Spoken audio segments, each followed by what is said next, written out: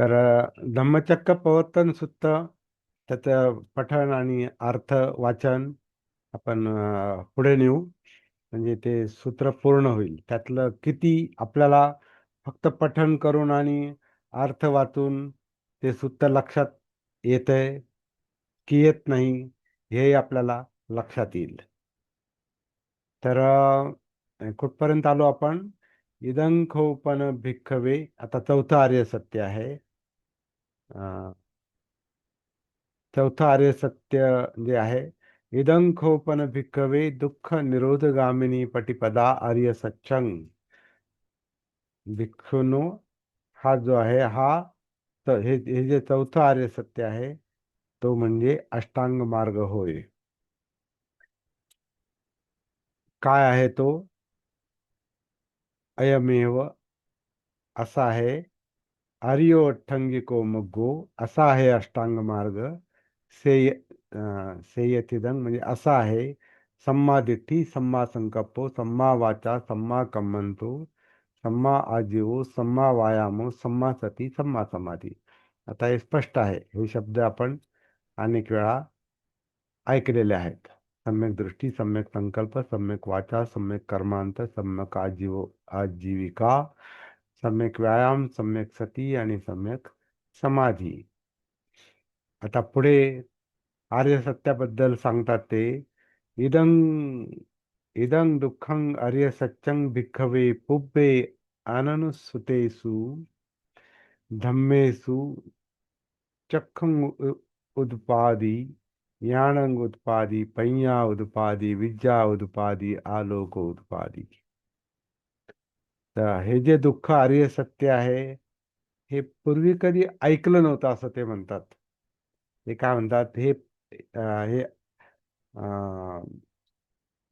हे जे दुःख आर्य सत्य आहे, हा जो दुःख निरोधगामी मार्ग आहे, हे एक आर्य सत्य आहे. तो आहे आर्य अष्टांगिक मार्ग.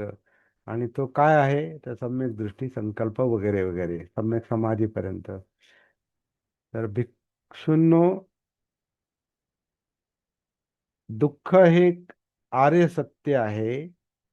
हे जाणवल्यावर मला पूर्वी कधी न ऐकलेल्या धम्माचे दर्शन झाले. म्हणजे दिसलं मला, की आधी आधी कधी ऐकलं नव्हतं ते, की दुःख हे असं आहे, सत्य आहे. हे आधी कधी ऐकलं नव्हतं. हा धम्म माझ्यामध्ये उदय पावला, म्हणजे सम्यक दृष्टी. इदं दुःखं आर्य सच्चंती मे भिक्खवे पुब्बे अननुसुतेषु. पूर्वी कधी ऐकलं नाही याच्याबद्दल, या धम्माबद्दल. हा चक्षुंग उत्पादी, चक्षु निर्माण करणारा म्हणजे अंतर्दृष्टी निर्माण करणार आहे. ज्ञानंग उत्पादी म्हणजे ज्ञान निर्माण करणार आहे. पञ्या उत्पादी म्हणजे प्रज्ञा निर्माण करणार आहे.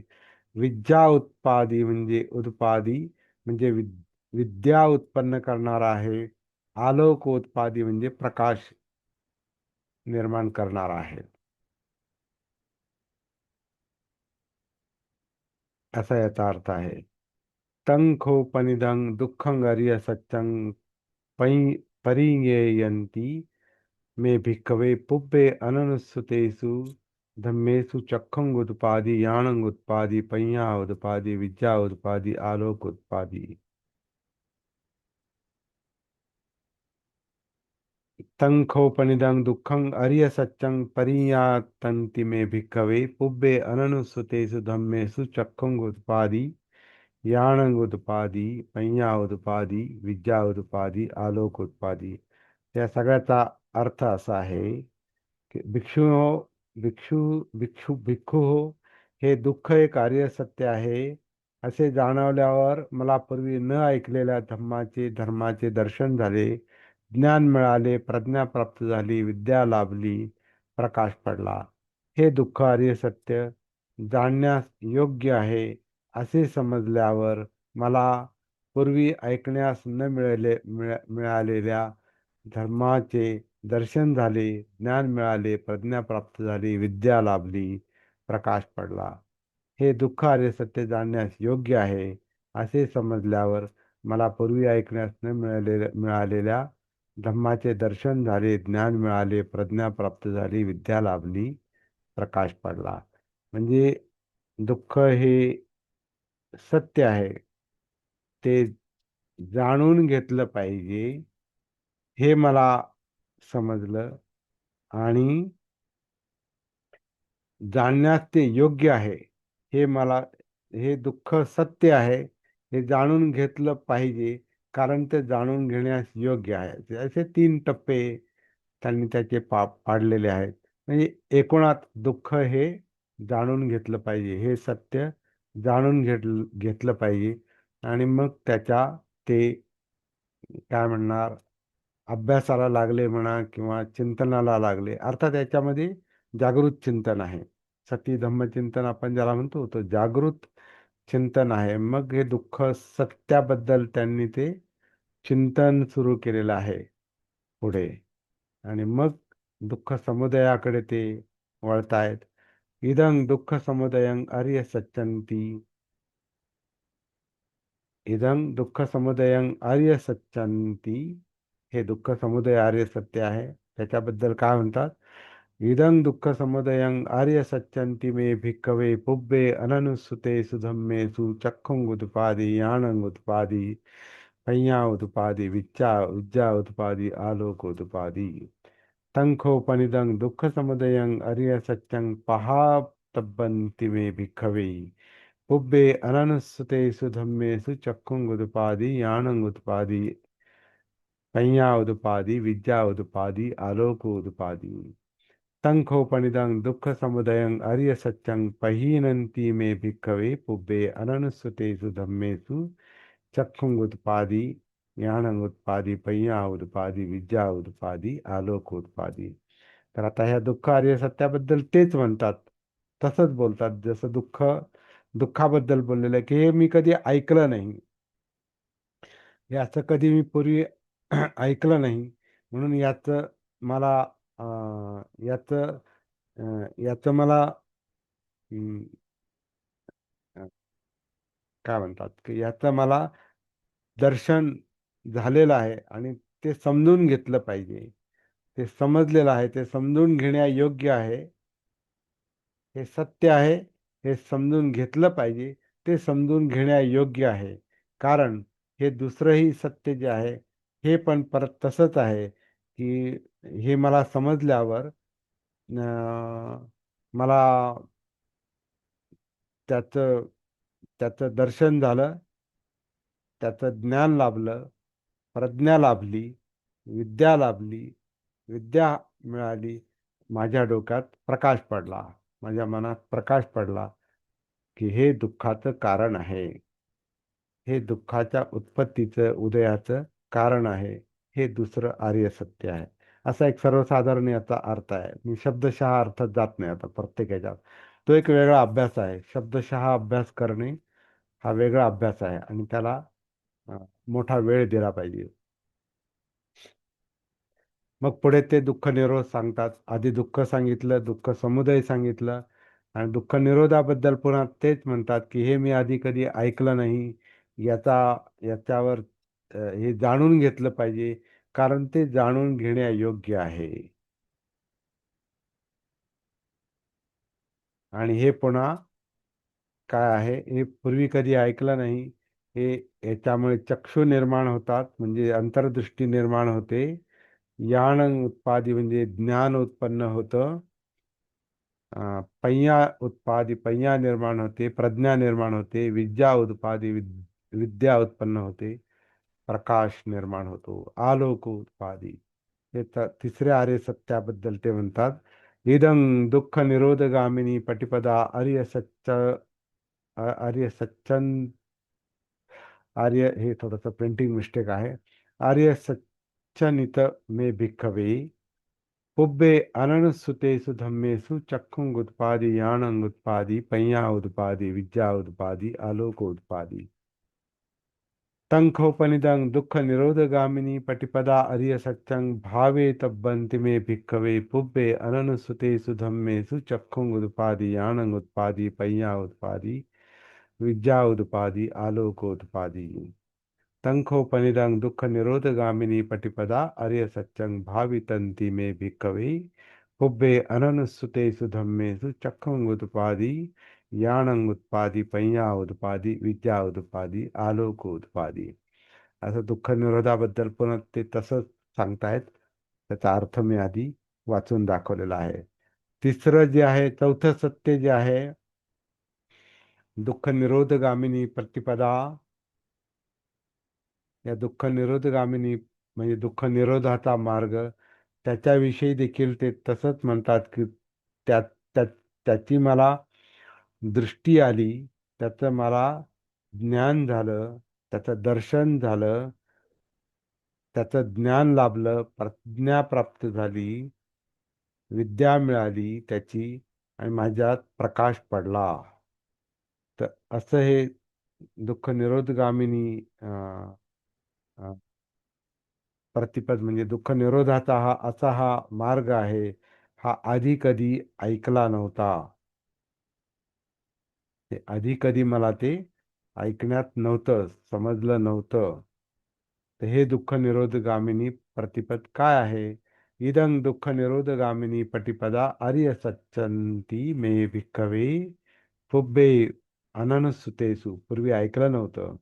पुब्बे अननुसुतेषु धम्मेषु चक्षुंग उत्पादी याणंग उत्पादी पय्या उत्पादी विद्या उत्पादी आलोक उत्पादी. तंखोपनिदं दुःख निरोधगामिनी पटिपदा अर्य सच्चं च भावे तब्बन्ति मे भिक्खवे पुब्बे अननुसुतेषु धम्मेषु चक्षुंग उत्पादी याणंग उत्पादी पय्या उत्पादी आलोक उत्पादी. तंखोपनिदं दुःख निरोधगामिनी पटिपदा अर्य सच्चं भावितंती. आता हे भावितंती म्हणजे भावित केलं पाहिजे, म्हणजे आचरणात आणलं पाहिजे, तसं आपण बनलं पाहिजे, म्हणजे त्याचा आपल्याला जीवनामध्ये व्यवहारामध्ये उपयोग झाला पाहिजे. कारण धम्म हा प्रॅक्टिकल आहे. धम्म हा व्यवहारात उपयोग करण्यासाठी आहे, दुःखमुक्तीसाठी आहे, आणि ते तसं केलं पाहिजे. असं ते त्याच्यामधून संकेत आहेत, काही अर्थ त्याच्यातून तसा निघतो.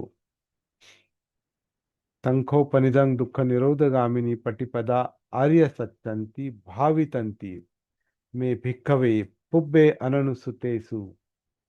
अननुसुतेषु पूर्वी ऐकलं नव्हतं. पुब्बे अननुसुतेषु धम्मेषु चक्षुंग उत्पादी ज्ञानंग उत्पादी पय्या उत्पादी विद्या उत्पादी आलोक उत्पादी. हे शब्द पुन्हा पुन्हा येतात. चक्षु उत्पन्न करणारे, ज्ञान उत्पन्न करणारे, प्रज्ञा उत्पन्न करणारे, विद्या उत्पन्न करणारे, प्रकाश उत्पन्न करणारे. हे शब्द पुन्हा पुन्हा येतात. आता हे सूत्र पुढं चाललेलं आहे. ते काय म्हणतात? प्रत्येकाच्या मध्ये तीन तीन टप्पे सांगितलेले आहेत. हे आपण लक्षात घेऊ. हे असं असं सत्य आहे, हे जाणून घेतलं पाहिजे, हे जाणून घेण्यायोग्य आहे. दुःखातले हे तीन टप्पे, दुःख समुदायाचे तीन टप्पे, दुःख निरोधाचे तीन टप्पे, दुःख निरोधगामिनी प्रतिपदा म्हणजे मार्गाचे तीन टप्पे. म्हणजे 3 चौक 12 टप्पे झाले. हे काय हे सत्य आहे, हे जाणून घेतलं पाहिजे, जाणून घेण्यायोग्य आहे, आणि ते भावित झालं पाहिजे, म्हणजे ते आपलं बनलं पाहिजे, म्हणजे आचरणात आणलं पाहिजे. असे प्रत्येकाचे हे तीन तीन टप्पे धरून 12 टप्पे आहेत.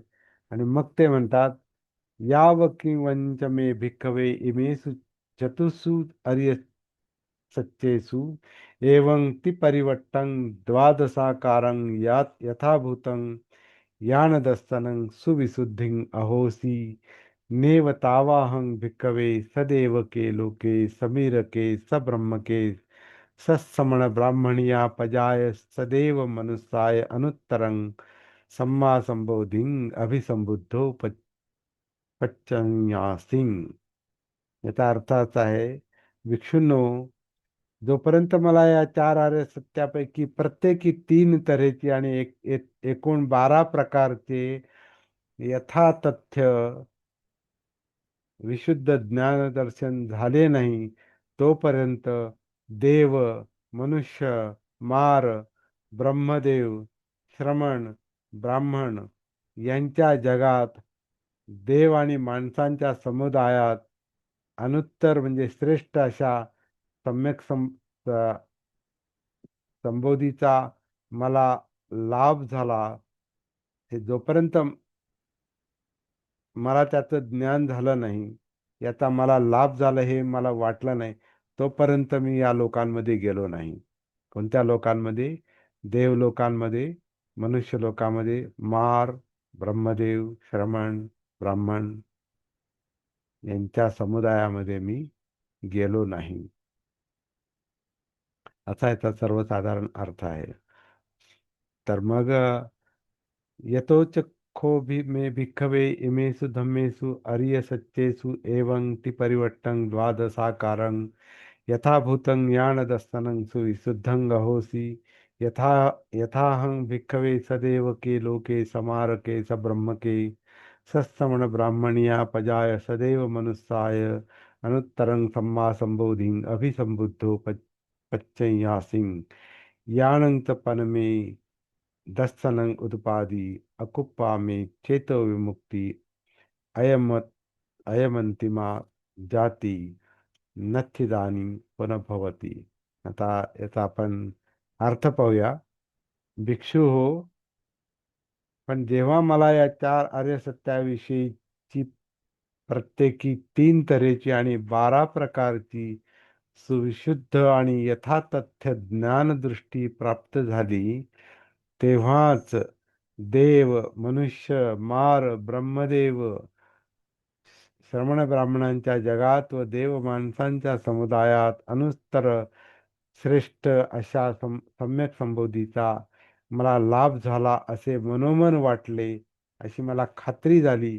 तशी दिव्यदृष्टी मला प्राप्त झाली. मला प्राप्त झालेली चित्ताची विमुक्ती अविकंप आहे, म्हणजे अक्षोभ्य आहे, म्हणजे ती स्थिर आहे. हा माझा शेवटचा जन्म आहे आणि आता यानंतर मला पुनर्जन्म प्राप्त होणार नाही असे मी जाणले. अशा प्रकारचा याचा अर्थ आहे. आता याचा शब्दशः कसा हे करायचा, अभ्यास करायचा, ते आपण जर पुढे आपल्याला कधी संधी मिळाली तर आपण शब्दशः पण याच्यात जाऊ शकतो. आता याच्यामध्ये मूळ सूत्र जे आहे, चार म्हणजे आधी अष्टांग मार्ग सांगितला आणि तो चार आर्य सत्यांचा भाग म्हणून सांगितला. हे मूळ सूत्र आहे, हा मूळ अभ्यास आहे. आता त्याच्यानंतरच जे काही आहे, हे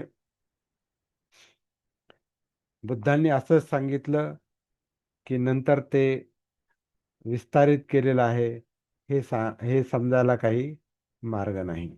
परंतु हे धम्मचक्र प्रवर्तन सुत्त हे जगभरामध्ये अशा प्रकारे पठण केलं जातं. हा एक महापरित्राण पाठाचा पण एक भाग आहे बरं का. एक तुम्हाला सांगतो, महापरित्राण पाठ त्याचा एक हा भाग आहे. म्हणजे आपण आता महापरित्राण पाठाचं पण आपण एक प्रकारे पठण करतोय. आता मग पुढे काय झालं, हे सगळं सांगितल्यावर भिक्षूंनी त्यांचं अभिनंदन केलं. एदम अवोच एदम इदं अवोच इदं अवोच भगवा, असं बोलले भगवान, असं म्हणाले. अत्तमना, असं असं म्हटल्यामुळे काय आलं, अत्तमना पंचवग्गिया भिक्खू भगवतो भासितं अभिनंदितुं. भगवान असं बोलले, म्हणाले. पंचवर्गीय भिक्षूंनी संतुष्ट मनाने भगवंतांच्या भाषणाचे अनुमोदन केले. अभिनंदितुं, अभिनंदुतिं, अभिनंदुंती, अभिनंदन केले. पुढे ते म्हणतात की इमिस्मं च पन वेय्याकरणस्मिं भंयमाने आयस्मतो कौंडन्य कौंडन्य विरजं वीतमलं धम्मचक्षुंदपादी यंकिंची समुदय धम्मं सब्बं तं निरोध धम्मंती. आता हे सगळं झाल्यावर काय आलं की हे भाषण ऐकल्यावर आयुष्मान कौंडण्याला म्हणजे पंचवर्गीयापैकी एक जो होता तो, आपल्याला पंचवर्गीय भिक्षू माहिती आहेत, कौंडण्य, अष्टजित, महानाम, भट्ट आणि वप्पिय, हे जे पाच जे काही भिक्षू होते, याच्यातल्या हे भाषण ऐकल्यावर आयुष्मान कौंडण्याला जे काही उत्पन्न होणार आहे ते सर्व आयुष्मान कौंडण्याला पहिली समज आली, दृष्टी प्राप्त झाली. काय दृष्टी प्राप्त झाली? जे काही उत्पन्न होणारे आहे ते सर्व नाशवान आहे. यं किंची समुदय धम्मं सब्बं निरोध धम्मंती. जो समुदय धम्म आहे तो निरोध धम्म आहे. म्हणजे जे जे उत्पन्न होतो त्याचा त्याचा निरोध होतो. ही पहिली दृष्टी ही कौंडिण्यामध्ये निर्माण झाली. कौंडिण्याला आधी धम्म समजला, एकाच व्यक्तीला समजला आधी, बुद्धानंतर. त्यामुळे कौंडिन्य हा दुसरा म्हणजे अरहत पद मिळवणारा बुद्धानंतरचा दुसरा व्यक्ती. मग पुढे काय झालं? आता हे सूत्र पुढं वाढवलेलं आहे. पवत्तिते पण भगवता धम्मचक्के भूम्मा देवा सद्द मनुसा वेसुं. पवत्तिते पण भगवता धम्मचक्के भूम्मा देवा सद्द मनुसा वेसुं. एतं भगवता वाराणसीयं इसिपतने मिगदाय अनुत्तरं धम्मचक्कं पवत्तितं अपवित् अपतिवत्यं समनेन वा ब्राह्मणेन वा देवेन वा मारेन वा ब्रह्मणा वा केनचि वा लोकस्मिन्. तर काय आलं? याप्रमाणे भगवान बुद्धाने धम्मचक्र प्रवर्तित केल्यावर भूमीवर राहणाऱ्या सत्पुरुषांनी असा आवाज उठवला की भगवान बुद्धाने वाराणसी जवळील ऋषीपतनात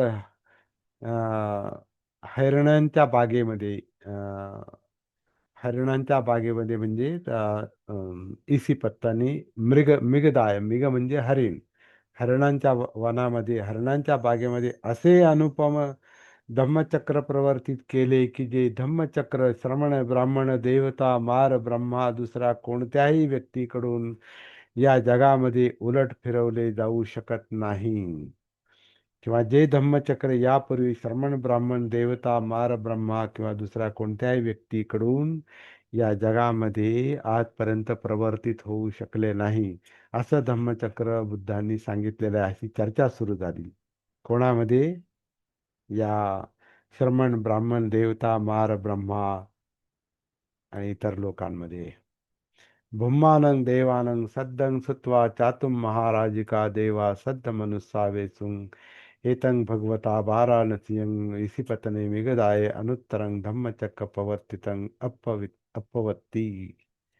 अपवत्तियं समनेन वा ब्राह्मणेन वा देवेन वा मारेन वा ब्रह्मणो वा केनचि वा लोकस्मिन्. तर भूमीवर राहणाऱ्या देवांचा आवाज ऐकून आता हे असं म्हटलंय की एकाला समजलं तर ते, एका देवलोकात समजलं तर ते दुसऱ्या देवलोकात पोहोचलं. म्हणजे भूमीवर राहणाऱ्या देवांचा म्हणजे सत्पुरुष, त्याचा अर्थ सत्पुरुष असं म्हटलंय बरं का याच्यात कंसामध्ये. भूमीवर राहणाऱ्या देवांचा म्हणजे सत्पुरुषांचा आवाज ऐकून चातुर महाराजिक देवांनी आवाज उठवला. यांचा ऐकून त्यांनी आवाज उठवला की भगवान बुद्धाने वाराणसी जवळील ऋषीपतनामध्ये हरिणांच्या बागेमध्ये असे अनुपम धम्मचक्र प्रवर्तित केलेले आहे, जे धम्मचक्र श्रमण ब्राह्मण मार ब्रह्मा दुसऱ्या कोणत्याही व्यक्तीकडून या जगात प्रवर्तित होऊ शकले नाही. आता हा आवाज त्या लोकात गेला, त्याच्यातून तो पुढे जाणार आहे. आता चातुर चा चातुम महाराजिका देवानं सद्दं सुत्वा तावतिंसा देवा सद्द मनुस्सा वेसुं. एतं भगवता वाराणसीयं इसिपतने मिगदाय अनुत्तरं धम्मचक्कपवर्तितं अपतिवत्यं समनेन वा ब्राह्मणेन वा देवेन वा मारेन वा ब्रह्मणो वा केनचि वा लोकस्मिन्. काय म्हटलंय? आता हा आवाज पुढे गेला धम्म चातुर महाराजिक देवांचा म्हणजे सत्पुरुषांचा आवाज ऐकून त्रयंत्रिश देवांनी आवाज उठवला, असं यांनी याच्यात अनुवाद केलेला आहे. आता हे त्रायंत्रिश हा जो देवाचा उल्लेख आहे, तर हे अं, असं म्हणतात की बुद्धांनी ज्ञानप्राप्ती झाल्यानंतर त्यांच्या आईला त्रा त्रा त्रायत्रिंश देवांमध्ये जाऊन त्यांच्या आईला म्हणजे महामायेला हा उपदेश दिलेला आहे, असा एक संदर्भ आहे तो. त्याचं काय आहे ते आपण तो वेगळा विषय आहे. तर चातुर महाराजिक देवांचा आवाज ऐकून त्रायंत्रिश देवांनी आवाज उठवला की भगवान बुद्धांनी वाराणसी जवळील ऋषीपत्तनात, ऋषीपत्तन म्हणजे जिथं ऋषी लोक राहतात असं त्याचा अर्थ आहे. ऋषीपत्तन, पतन म्हणजे पत्तन म्हणजे राहणे, तिथं रहिवास करणे. ते वाराणसीमध्ये ऋषी राहत होते. तर भगवान बुद्धांनी वाराणसी जवळील ऋषीपत्तनात हरिणांच्या बागेमध्ये असे अनुपम धम्मचक्र प्रवर्तित केले आहे, जे धम्मचक्र श्रमण ब्राह्मण मार ब्रह्मा दुसऱ्या कोणत्याही व्यक्तीकडून या जगात प्रवर्तित होऊ शकले नाही. आता पुढच्या देवलोकांमध्ये 10 मिनिट राहिले.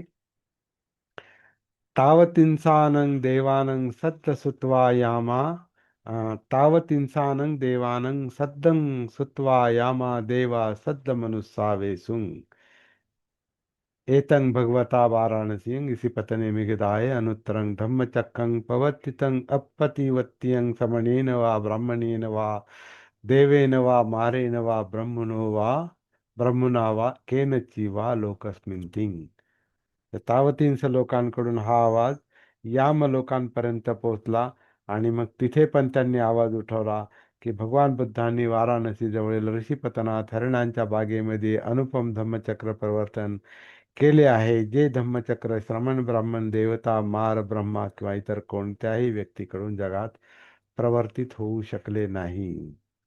मग आता पुढे यामदेवांकडून तुसित देवलोकांमध्ये तो आवाज गेला, असं म्हटलेलं आहे.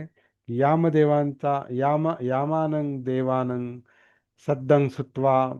मी तुम्हाला आता एक थोडस याला शॉर्ट आपण असं करू की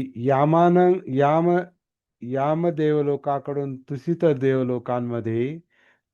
देवलोकांकडून निम्माणरती देवलोकांमध्ये, निम्माणरती देवांकडून परिनिम्मित वसवत्तीनो देवांमध्ये म्हणजे पलीकडच्या देवांमध्ये, परिनिम्मित वसवत्तींकडून ते ब्रह्मपरिसज्जा देवांमध्ये आणि ब्रह्मपरिसज्जा देवांकडून ते ब्रह्मपुरोहिता देवांमध्ये ब्रह्मपुरोहित देवांकडून मग महाब्रह्मा देवांमध्ये आणि महाब्रह्मा देवाकडून ते परित्ताप देवांमध्ये, परित्ताप देवांकडून ते अपमान भा देवांमध्ये, अपमान भा अपमान भान देवांकडून ते आभस्सरा देवांमध्ये, आभास्तर देवांकडून ते परि परित्तसुभा देवांमध्ये, परित्तसुभा देवांकडून ते अपमान सुभा देवांमध्ये आणि अपमान सुभान देवांकडून ते शुभकिन्नक देवांमध्ये आणि शुभकिन्नकांकडून ते वेहफल देवांमध्ये, वेहफल देवांकडून ते अविहा देवांमध्ये, अविहाकडून ते अतप्पा देवांमध्ये, अतप्पा देवांकडून सुदस्सा देवांमध्ये आणि सुदस्सा देवांकडून सुदस्सी देवांमध्ये, सुदस्सींकडून अकणी अकणिक अकणिक थका देवांमध्ये, असं ते एकातून दुसरं, दुसऱ्यातून तिसरं हे सगळं हे पुढं गेलेलं आहे. आणि मग शेवटी बुद्धांनी जे उदाहरण म्हटलेलं आहे, असं म्हणून हे सूत्र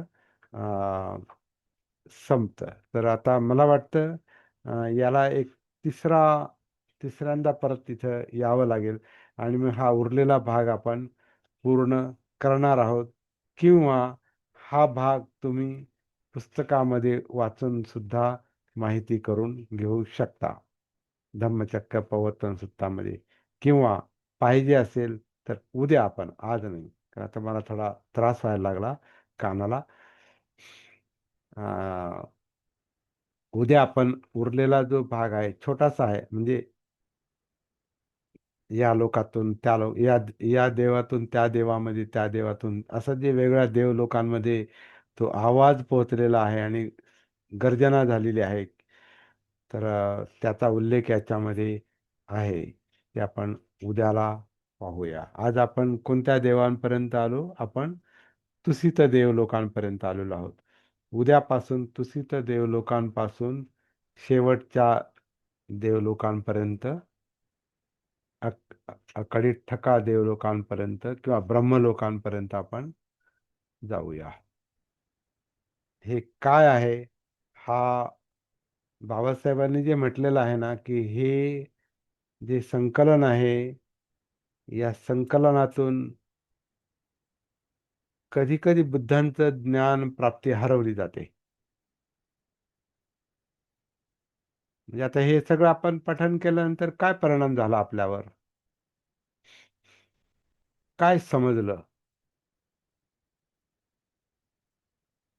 काहीच नाही. हा, हे वाचून ऐकून काय काय प्रॅक्टिस करू शकतो आपण?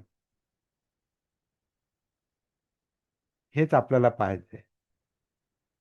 हा एवढा आपण आटापिटा जो केला, त्याचं कारण ते आहे की असं आहे ग्रंथांमध्ये, बाबासाहेबांनी लक्षात आणून दिलेलं आहे, असं आहे निकायांमध्ये, आणि त्याच्यामध्ये बुद्धांची शिकवण आणि बुद्धांचं चरित्र हे पझल बनवलेलं आहे, बनलेलं आहे, गोंधळात टाकणारं बनलेलं आहे.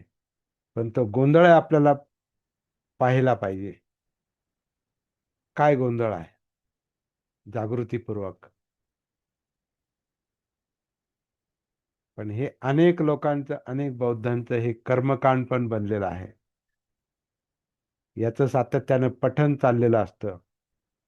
म्हणून हे परित्राण पाठ, कारण हे पाठ केलं म्हणजे, हे याचं वाचन केलं म्हणजे पुण्य मिळेल. परित्राण म्हणजे संरक्षण मिळेल. आता एवढ्या देवलोकांमध्ये हे पोहोचलं बुद्धांची शिकवण, मग याच्यातून आपल्याला हे देवलोकांचं हे पठन करून आपल्याला पण संरक्षण मिळेल, असा एक आभास निर्माण होतो. पण हे शीलव्रत परामर्श शीलव्रत परामर्श बंधन, म्हणजे हे कर्मकांड केल्यानं मला मुक्ती मिळेल, हे असं वाटणं हे बंधन आहे म्हणतात. त्याच्यामुळेच आपल्याला पुढे जाता येत नाही, कारण आपण याच्यातच अडकून पडतो.